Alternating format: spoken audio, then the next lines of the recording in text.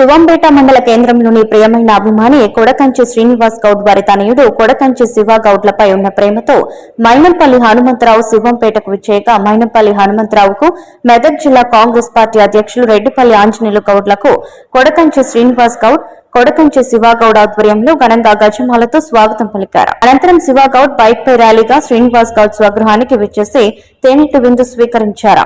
కార్యక్రమంలో కాంగ్రెస్ పార్టీ అధ్యక్షులు సుదర్శన్ గౌడ్, చిట్కుల్ మైపాల్ రెడ్డి, కొడకంచి రవీందర్ గౌడ్, బాసంపల్లి శ్రీనివాస్ గౌడ్, మాజీ ఎంపీటీసీ జంగం వెంకటేష్, కొడకంచి నరసింహులు, కాంగ్రెస్ పార్టీ నాయకులు, కార్యకర్తలు అధిక సంఖ్యలో పాల్గొన్నారు.